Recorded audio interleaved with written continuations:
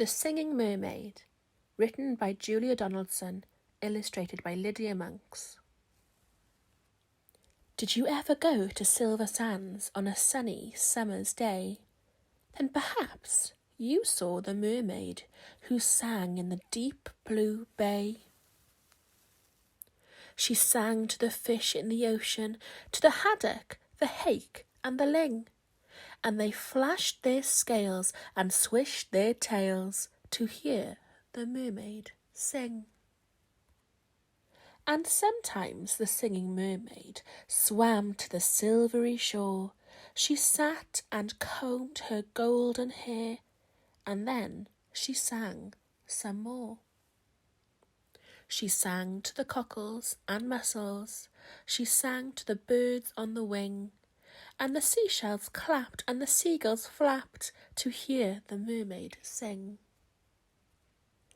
When Sam Sly's circus came to town, Sam took a stroll by the sea. He heard the mermaid singing, and he rubbed his hands with glee. He said, "I can make you famous, I can make you rich," he said. "You shall swim in a pool of marble and sleep on a fine feather bed. You shall sing for the lords and the ladies, you shall sing for the queen and the king, and young and old will pay good gold to hear the mermaid sing." "Don't go," cried the seagulls, and the seashells warned, "He lies." But the mermaid listened to old Sam Sly and smiled as she waved her goodbyes. And he took her away to the circus, and she sang to the crowds round the ring, and more, more, more came the deafening roar when they heard the mermaid sing. Now the mermaid shared a caravan with Annie the acrobat, and Ding and Dong the circus dogs, and Bella the circus cat. And she made good friends with the jugglers, and the man who swallowed fire, and the clown with tumble-down trousers, and the woman who walked on wire. But she wasn't friends with old Sam Sly. No, she didn't care for him, for he made her live in a fish tank where there wasn't room to swim. And there was no pool of marble, there was no feather bed, and when she begged him, "Set me free," he laughed and shook his head. All summer long the circus toured, all autumn, winter, spring, and many a crowd cheered long and loud to hear the mermaid sing.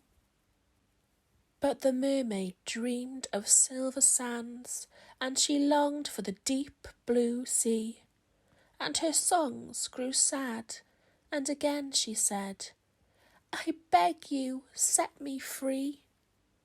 But again he laughed and shook his head, and he told her, "No such thing.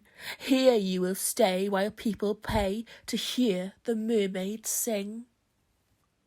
At Silver Sands, a seagull was flying to his nest, when on a breeze he heard a song, the song which he loved the best. And he followed the song to the caravan. Sam Sly was about to lock it. The seagull watched as he turned the key and slipped it inside his pocket.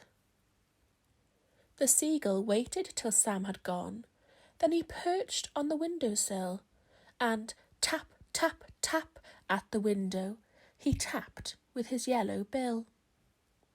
Come back to Silver Sands, it's only a mile away.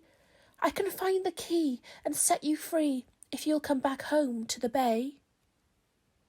"Escape," barked the dogs. "Escape," meowed the cat.